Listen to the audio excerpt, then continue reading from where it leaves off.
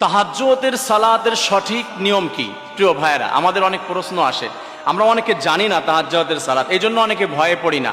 অনেকে ফোন দিয়ে জিজ্ঞাসা করে, হুজুর কোন নিয়মে তাহাজ্জুদের সালাত আদায় করলে আল্লাহ রাব্বুল আলামিন সবথেকে বেশি খুশি হয়? তাহাজ্জুদের সালাত কিভাবে আদায় করব? অনেকে বলে তাহাজ্জুদের সালাত আদায় করতে হবে সূরা ইখলাস প্রথম রাকাতে 7 বার, পরের রাকাতে 3 বার, প্রথম রাকাতে 12 বার, পরের রাকাতে 7 বার।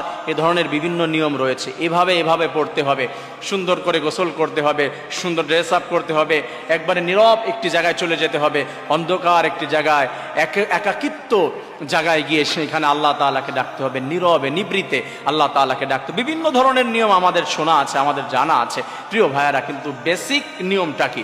নামাজ তো হবে আপনার এমন করে যে যেমন আপনি আল্লাহ তাআলাকে দেখছেন, আন তা'বুদাল্লাহা কাআন্নাকা তারা ফাইন লাম তাকুন তারাহু ফাইন্নাহু ইয়ারাক।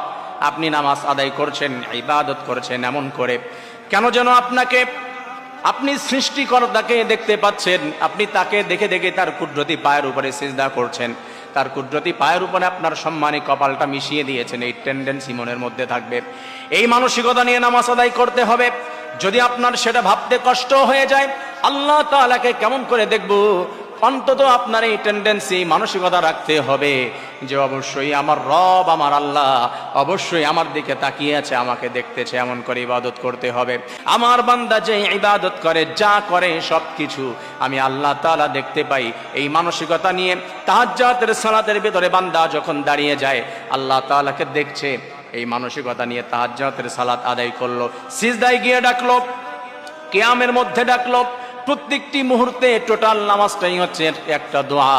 আল্লাহ তাআলা বলে, আমার বান্দা এমন করে তাহাজ্জুদের সালাত আদায় করলো, নীরব জায়গায় হাত উঠিয়ে দিয়ে আমার কাছে ক্ষমা চাইলো, যা কিছু চাইলো, আমি আল্লাহ একটি দরখাস্ত ফিরিয়ে দিতে পারি না, আমি আল্লাহ প্রত্যেকটি দরখাস্ত কবুল করে আমার বান্দাকে সফল বানিয়ে দেই।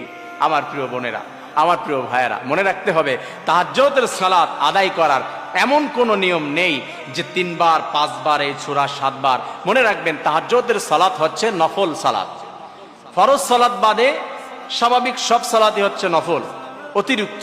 তাহাজ্জুদ আপনি পড়লে সওয়াব আছে, না পড়লে গুনাহ নাই। এটা নফল নিয়ত করে যে তাহাজ্জুদের সালাত আদায় করছি 2 রাকাত। নিয়ম হচ্ছে আপনার 8 রাকাত পড়তে পারলে সব থেকে বেটার। রাসূলুল্লাহ সাল্লাল্লাহু আলাইহি সাল্লাম সারা জিন্দেগিতে তাহাজ্জুদের সালাত আদায় করেছে 8 রাকাত করে। আপনি চাইলে 8 রাকাত, চাইলে 4 রাকাত, বেটার।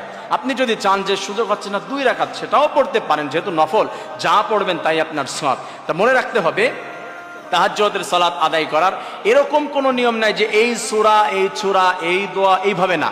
স্বাভাবিকভাবে নফল সালাত যেভাবে সেভাবে আপনি আদায় করবেন।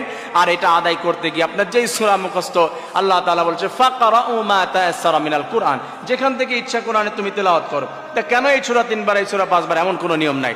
আপনি যেভাবে চান সেভাবে আদায় করতে পারেন। তবে সঠিক নিয়ম, নামাজের যে নিয়মগুলি, এইগুলি আপনার ফলো করতেই হবে। আসুন আল্লাহ তাআলা আমাদের সবাইকে সঠিক তাহাজ্জুদের নিয়ম জেনে তাহাজ্জুদের সালাত আদায় করার তৌফিক দান করুন। আমিন।